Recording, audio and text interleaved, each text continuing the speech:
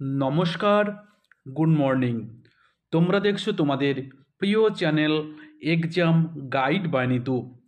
বন্ধুরা, RRB NTPC GK ক্লাসে তোমাদেরকে জানাই স্বাগত। তোমরা যারা আগামী দিনে রেলওয়ে পরীক্ষা দেবে, তোমাদের জন্যই আমি নিয়ে এসেছি 2021 সালে আরআরবি এনটিপিসি পরীক্ষায় এসে যাওয়া প্রশ্নপত্র নিয়ে এই বিশেষ ক্লাস। আজকে আমি করাবো 65 নম্বর ক্লাস, যেটি 2রা ফেব্রুয়ারি 2021 সালে দ্বিতীয় শিফটে পরীক্ষায় হয়েছিল।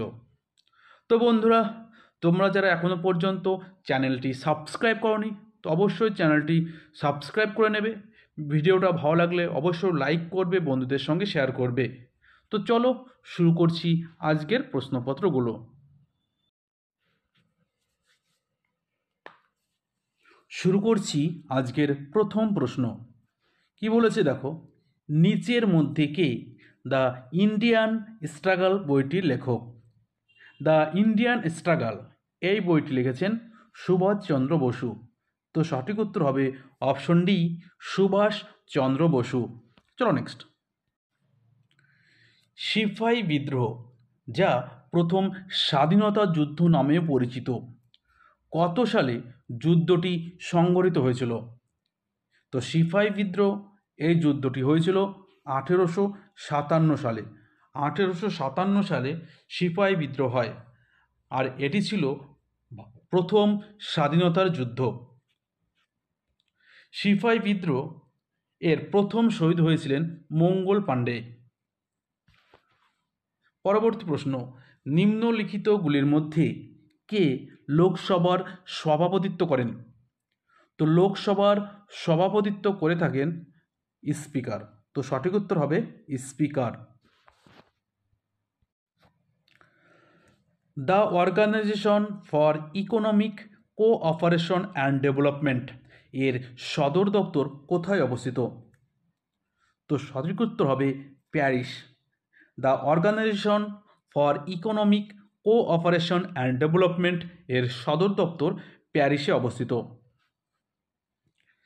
কাজিরাঙা জাতীয় উদ্যান ড্যাশের জন্য বিখ্যাত? কিসের জন্য কাজিরাঙা জাতীয় উদ্যান বিখ্যাত? তো সঠিক উত্তর এক সিংহ গন্ডার। এক সিংহ গন্ডারের জন্য কাজিরাঙা জাতীয় উদ্যান বিখ্যাত।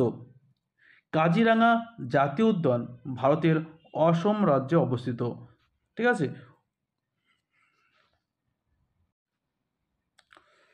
পরবর্তী প্রশ্ন, প্রথম কে মহাকাশে পাড়ি দিয়েছিলেন? তো প্রথম যিনি মহাকাশে পাড়ি দিয়েছিলেন তিনি হলেন ইউরি গ্যাগারিন। ইউরি গ্যাগারিন প্রথম মহাকাশে পাড়ি দিয়েছিলেন। দেখো, তিনি 1961 সালের 12 এপ্রিল ভস্তক যানে করে পৃথিবীর কক্ষপথ প্রদক্ষিণ করেন। কাকে কোষের শক্তির মুদ্রা বলা হয়? কোষের শক্তির মুদ্রা বলা হয় এটিপিকে। ঠিক আছে, এটিপি একে বলা হয় কোষের শক্তির মুদ্রা মুদ্রা। ঠিক আছে, তো কোষের শক্তির মুদ্রা বলা হয় এটিপিকে। এডিনোসন টাইফসফেট। এডিনোসন টাইফসফেট। আমির খসরু উত্তরপ্রদেশের ড্যাশে জন্মগ্রহণ করেন? তো আমির খসরু উত্তরপ্রদেশের পাটিয়ালাতে জন্মগ্রহণ করে। উত্তরপ্রদেশের পাটিয়ালিতে জন্মগ্রহণ করেন আমির খসরু। পরবর্তী প্রশ্ন, ড্যাশ সালে রানী ভিক্টোরিয়ার ঘোষণাপত্র জারি করা হয়? এতে ঘোষণা করা হয় যে ভারত একজন ব্রিটিশ রাজার মাধ্যমে শাসিত হবে। তো রানীর ভিক্টোরিয়ার ঘোষণাপত্র কবে প্রকাশিত হয়? তো সঠিক উত্তর 1858 সালে। 1858 সালে, অর্থাৎ সিপাহী বিদ্রোহের পর রানী ভিক্টোরিয়ার ঘোষণাপত্র জারি করা হয়। আর এতে বলা ছিল যে ভারত একজন ব্রিটিশ রাজার মাধ্যমে শাসিত হবে। তো কোম্পানির হাত থেকে কিন্তু ব্রিটিশ রাজ পরিবারের হাতে কিন্তু ভারতবর্ষ চলে যায় তখন। পরবর্তী প্রশ্ন, সালোক সংশ্লেষ প্রক্রিয়ায় কোন গ্যাস উৎপন্ন হয়?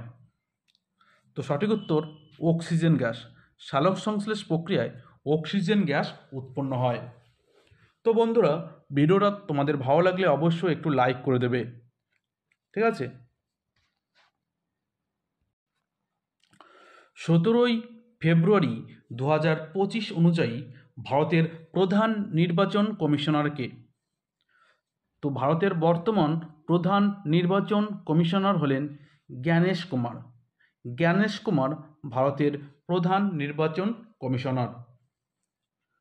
ভারতীয় সংবিধানে 324 অনুচ্ছেদে নির্বাচন কমিশনারের কথা উল্লেখ রয়েছে। পরবর্তী প্রশ্ন, প্যাসেজ টু ইন্ডিয়া উপন্যাসটির লেখক কে? এ প্যাসেজ টু ইন্ডিয়া উপন্যাসটির লেখক হলেন E.M. ফরস্টার। E.M. ফরস্টার হলেন প্যাসেজ টু ইন্ডিয়া এর এই উপন্যাসটির লেখক E.M. ফরস্টার। ভারতে সংবিধানের খসড়া তৈরি করতে কত সময় লেগেছিল? ভারতের সংবিধানের খসড়া তৈরি করতে সময় লেগেছিল 2 বছর 11 মাস 17 দিন। 2 বছর 11 মাস 17 দিন ভারতের সংবিধানের খসড়া তৈরি করতে সময় লেগেছিল। পরবর্তী প্রশ্ন, ভারত সরকার কবে ন্যাশনাল গ্রিন ট্রাইব্যুনাল প্রতিষ্ঠা করেন? তো সঠিক উত্তর 2010 সালে। 2010 সালে ভারত সরকার ন্যাশনাল গ্রিন ট্রাইব্যুনাল প্রতিষ্ঠা করেন।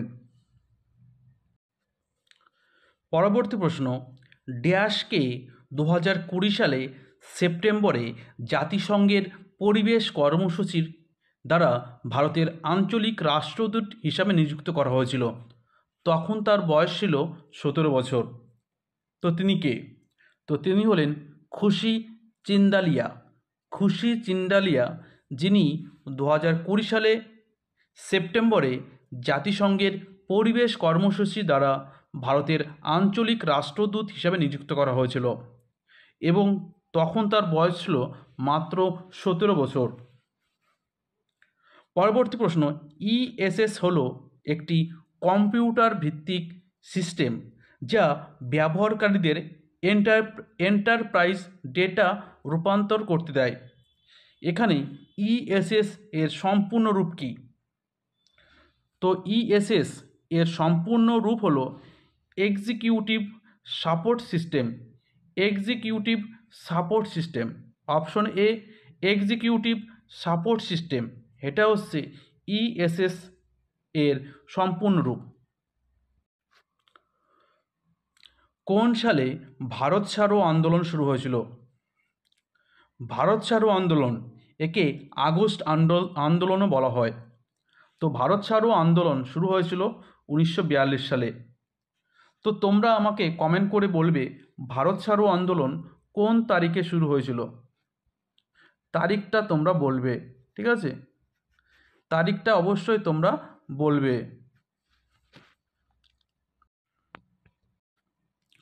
পরবর্তী প্রশ্ন, জল এবং অদ্রবণীয় পদার্থের মিশ্রণে ভারী অদ্রবণীয় উপাদানগুলির জমাট বাঁধাকে ড্যাশ বলা হয়?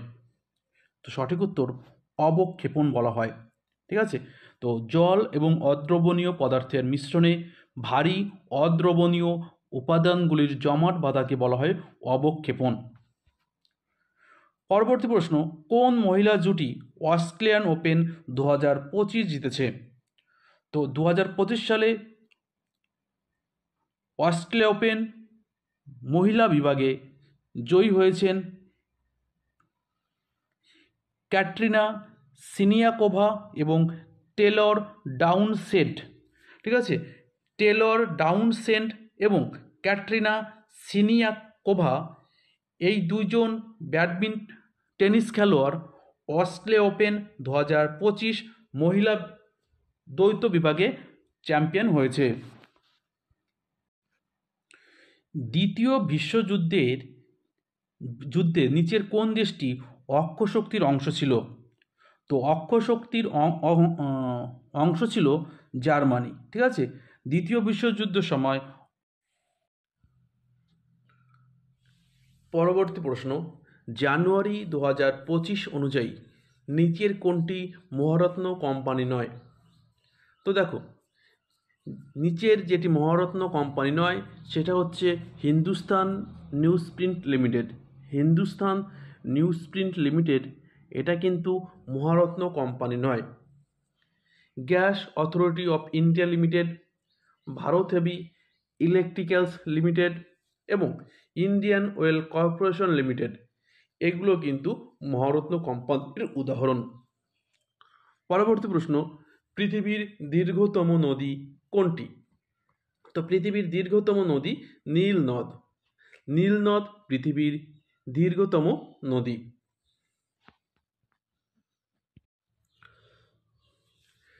স্থলভাগে পৃথিবীর সর্বোচ্চ জলপ্রপাত কোনটি?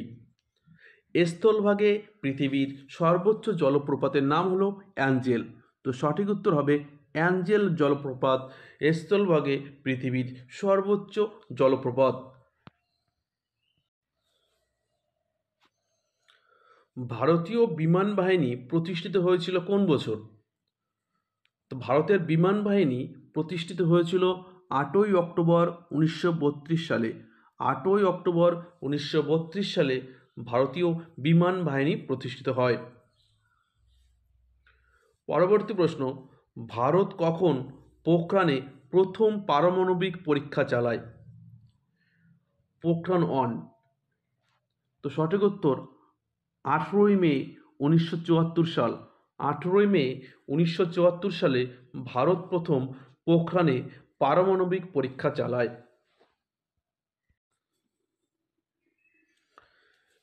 পৃথিবীর কোনটি সবচেয়ে লম্বা গাছের প্রজাতি? নিম্নলিখিত কোনটি পৃথিবীর সবচেয়ে লম্বা গাছের প্রজাতি? তো সঠিক উত্তর রেডউড। রেডউড গাছ পৃথিবীর সবচেয়ে লম্বা গাছের প্রজাতির উদাহরণ। পরবর্তী প্রশ্ন, the general theory of employment, interest and money বইটি কে লিখেছেন? তো এই বইটি লিখেছেন জন মেনার্ড কেইন্স। জন মেনার্ড কেইন্সের লেখা বই the general theory of employment, interest and money. যে যুদ্ধে বাবর ইব্রাহিম লোদিকে পরাজিত করেছিল তা ছিল কোনটি? তো সঠিক উত্তর পানিপথের যুদ্ধ। পানিপথের দুটো অপশন দেওয়া রয়েছে, ঠিক আছে। তো পানিপথের প্রথম যুদ্ধে ইব্রাহিম লোদিকে পরাজিত করেছিলেন বাবর। পানিপথের প্রথম যুদ্ধ হয়েছিল 1526 সালে, ঠিক আছে। আর এই পানিপথের যুদ্ধে ইব্রাহিম লোদিকে পরাজিত করে ভারতে কিন্তু বাবর মুঘল সাম্রাজ্যের ভিত্তি প্রস্তর করেছিলেন, ঠিক আছে। তো দেখো, দুটো পানিপথের যুদ্ধে অপশন রয়েছে, একটা দিলেই হবে, ঠিক আছে। তো পানিপথের প্রথম যুদ্ধ, পানিপথের 3টে যুদ্ধ হয়েছিল। তো পানিপথের প্রথম যুদ্ধে ইব্রাহিম লোদিকে বাবর পরাজিত করেছিল, ঠিক আছে। এরপরে 1556 সালে পানিপথের দ্বিতীয় যুদ্ধ হয়েছিল, আর 1761 সালে পানিপথের তৃতীয় যুদ্ধ হয়েছিল, ঠিক আছে। এটা দ্বিতীয় যুদ্ধ, এটা তৃতীয় যুদ্ধ।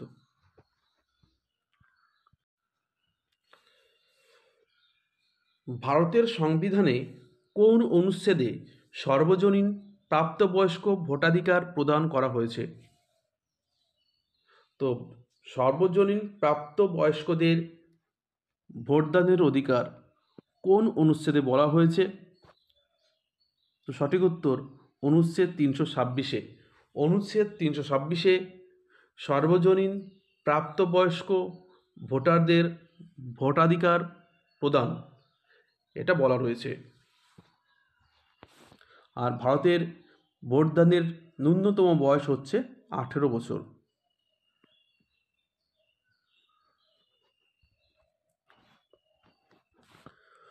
হিদাসপিসের যুদ্ধ কে জিতেছেন? তো হিদাসপিসের যুদ্ধ হয়েছিল আলেকজান্ডার এবং পুরুর মধ্যে, আর এই যুদ্ধে জয়ী হয়েছিলেন আলেকজান্ডার। দ্য গ্রেট আলেকজান্ডার হিদাসপিসের যুদ্ধে জয়ী হয়েছিলেন।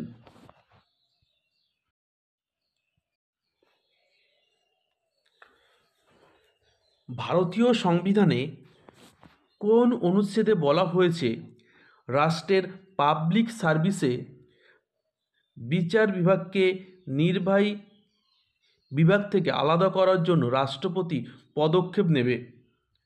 রাষ্ট্রের পাবলিক সার্ভিসে বিচার বিভাগকে নির্বাহী বিভাগ থেকে আলাদা করার জন্য পদক্ষেপ নেবে রাষ্ট্রপতি, এটা কোন অনুচ্ছেদে বলা হয়েছে?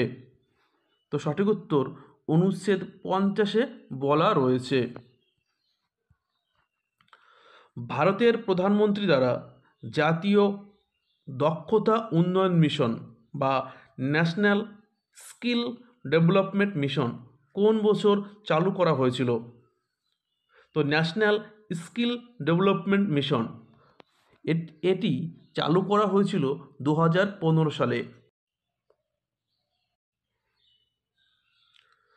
পরবর্তী প্রশ্ন, এন্টোমোফিলি হলো এক ধরনের পরাগায়ন যা ড্যাশের সাহায্যে ঘটে। এন্টোমোফিলি পরাগ এটা কিসের সাহায্যে ঘটে? তো এটা কিন্তু পোকামাকড়ের সাহায্যে ঘটে। ঠিক আছে, চলো নেক্সট। প্রকৃতিতে পাওয়া ধাতুর যৌগকে কি বলা হয়? প্রকৃতিতে পাওয়া ধাতুর যৌগকে বলা হয় খনিজ। তো সঠিক উত্তর হবে খনিজ। প্রকৃতিতে পাওয়া ধাতুর যৌগকে বলা হয় খনিজ। হাওয়া মহল কে নির্মাণ করেছেন? সঠিক উত্তর মহারাজা সওয়াই প্রতাপ সিং। মহারাজা সওয়াই প্রতাপ সিং এই হাওয়া মহলটি নির্মাণ করেন।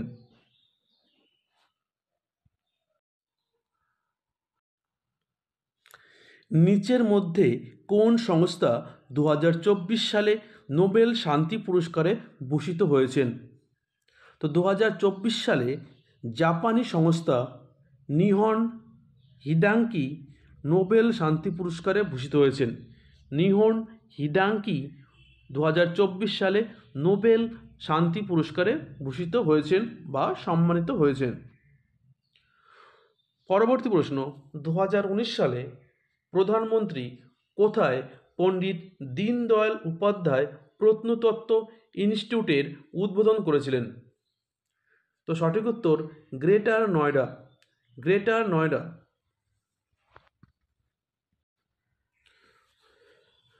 1991 সালে সরকার তার সভাপতিত্বে কর সংস্কার কমিটি গঠন করেছিলেন। তো কার সভাপতিত্বে 1991 সালে কার সভাপতিত্বে সরকার কর সংস্কার কমিটি গঠন করেছিলেন? তো সঠিক উত্তর রাজা জে চেলিয়া। রাজা জে চেলিয়া তার সভাপতিত্বে ভারত সরকার 1991 সালে কর সংস্কার কমিটি গঠন করেছিলেন। ড্যাশ ভারতের একমাত্র রাজ্য যেখানে সাংহাই হরিণ পাওয়া যায়? তো সঠিক উত্তর মণিপুর। মণিপুর ভারতের একমাত্র রাজ্য যেখানে সাংহাই হরিণ পাওয়া যায়। তো বন্ধুরা, ভিডিওটা এই পর্যন্তই। ভিডিওটা ভালো লাগলে লাইক করবে, বন্ধুদের সঙ্গে শেয়ার করবে। আবার দেখা হচ্ছে আগামীকাল। ততক্ষণ ভালো থাকবে, সুস্থ থাকবে। ধন্যবাদ।